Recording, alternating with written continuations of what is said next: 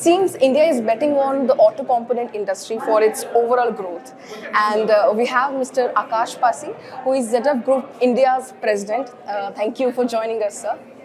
Sir, as I was listening to the panel, I heard you saying that this is the age for collaboration.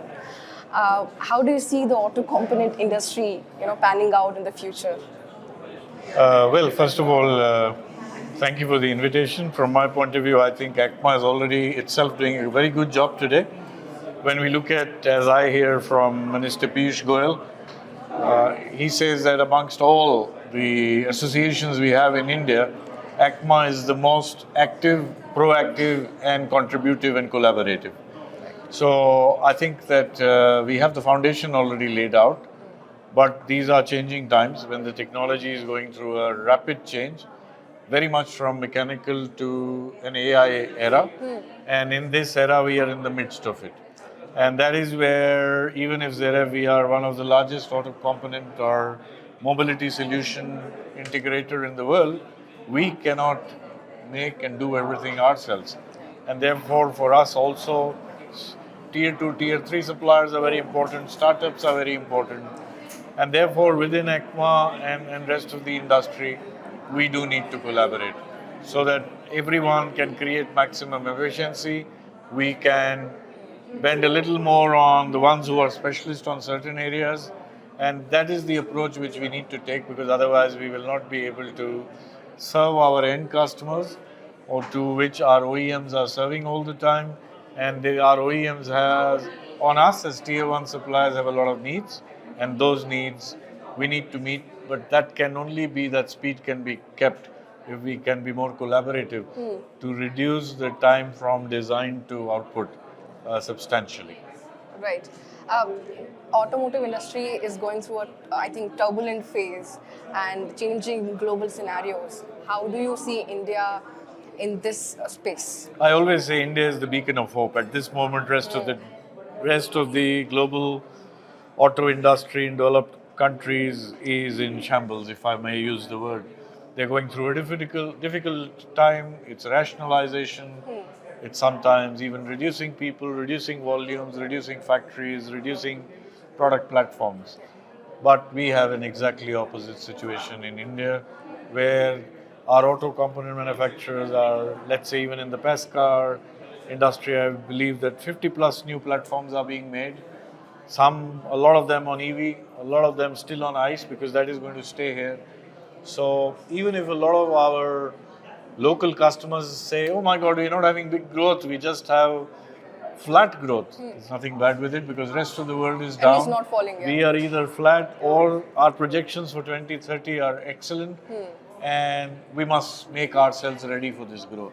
So it's very interesting times to be in India. Right. This is the time to take charge, work with each other, support each other, because next 10 years belong to India. And we as proud Indians must make the best use of it. Right. The recent GST cuts will prove to be beneficial for the customers starting 22nd September, and most of the vehicles being in the 18% and 5% bracket except the luxury segment. How is the auto component industry seeing that? I must say that a large supplier like us, amongst the top 5 auto suppliers in India, what's happening at this moment in the global world, especially in North America with the tariffs, etc., creates a very difficult situation. And therefore, I must say that I am very appreciative of the government to take this master stroke of bringing in the GST rationalization at the right time, because I feel that in the next 2 months, there will be more money coming into the system. Yeah. There will be more positive mindset, and we are entering the so-called festival season of India. And with that, I see that the last 2 quarters probably will be much better. And there will be, because people are getting more cash in hand, there will be more uptake in the car industry, in the truck and bus industry, in the construction industry. And that is positive news for us. And we are looking forward to this growth coming in the next few quarters. Yeah. We were listening to Takeuchi-san in the morning, and he said that the auto component industry will more than double by 2030, and that's the projection that government has given. How do you see that? I think our What will be base the is parameters to it? our base is still low. Okay. I mean, that's- it's our northeastern neighbor is the manufacturing hub of the world, Yeah. and we need to change that. We need to become the second manufacturing hub of the world. Hmm. To do that, the manufacturing industry has to grow probably 10 times. So there is enormous space for growth. We are, as I said, at a very low base, and therefore we must make sure that every 3 to 5 years we are doubling our manufacturing footprint. And earlier the footprint was very much restricted to traditional industries, forging area, casting area. Now we're talking about semiconductors, we're talking about electric components, we're talking about ADAS, we're talking about modern technologies, we're talking about digitization, we're talking about using AI in our work. And I think all this will help us to make the manufacturing system become more operationally, have operational excellence, as we say, which would lead to broader outputs and higher growth.